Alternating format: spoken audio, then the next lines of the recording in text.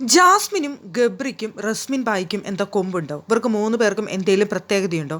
ബാക്കി എല്ലാവർക്കും ഒരു നിയമം, ഇവർക്ക് 3 പേർക്കും സെപ്പറേറ്റ് നിയമമാണോ ബിഗ് ബോസ് വീട്ടിലുള്ളത്? അല്ല, ആ നിയമം തന്നെ കൊണ്ടുവന്നത് പവർ ടീം ആയിരുന്നു. അവിടെ പ്രോഗ്രാമുകൾ അവതരിപ്പിക്കുക എന്നുള്ളൊരു നിയമം. അവിടെ ഒഴിവു സമയത്ത് എല്ലാവർക്കും കഴിയുന്ന എന്തെങ്കിലും പ്രോഗ്രാമുകൾ അവതരിപ്പിച്ച് ഒരു എൻ്റർടൈൻമെൻറ്റ് നടത്തണം എന്നുള്ളൊരു കാര്യം.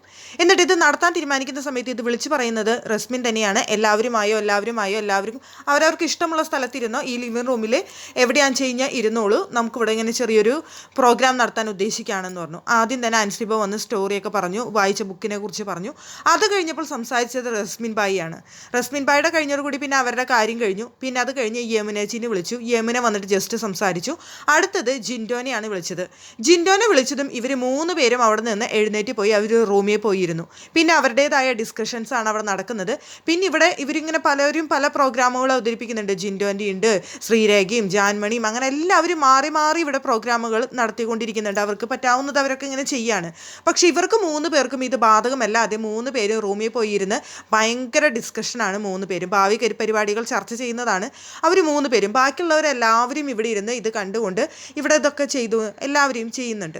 ഇവർ 3 പേരും മാത്രം സെപ്പറേറ്റ് പോയിട്ടിരിക്കുക. പിന്നെ എന്തിനാണ് ഈ പ്രോഗ്രാം നടത്തിയത് എന്നാണ് മനസ്സിലാവാത്തത്. ഒരു പവർ ടീമിലെ അംഗമാണ് ഇങ്ങനെ ഒരു കാര്യം ഇവിടെ ചെയ്യുന്ന സമയത്ത് മാറി പോയിട്ടിരിക്കുന്നത്. ഇതിന് റസ്മിനെ സത്യം പറഞ്ഞു കഴിഞ്ഞാൽ ശിക്ഷ കൊടുക്കേണ്ടത് അത്യാവശ്യമായിട്ടുള്ള കാര്യമാണ്. ഇങ്ങനെ ഒരു കാര്യം വെച്ചിട്ട് അതിനെ അപമാനിക്കുന്ന രീതിയിൽ അങ്ങോട്ട് മാറിയിരിക്കുന്ന കാര്യം. അപ്പോൾ അവിടെ ചെയ്യുന്നവർക്ക് അപമാനിക്കുന്നതിന് തുല്യമാണത്. ഇവർക്ക് 3 പേർക്കും ബാക്കിയൊന്നും കാണുകയും വേണ്ട, കേൾക്കുകയും വേണ്ട, ഞങ്ങളെ ബാധിക്കുന്ന കാര്യമല്ല എന്നുള്ള മട്ടിലാണ് 3 പേരും അപ്പുറത്ത് പോയി മാറിയിരിക്കുന്നത്.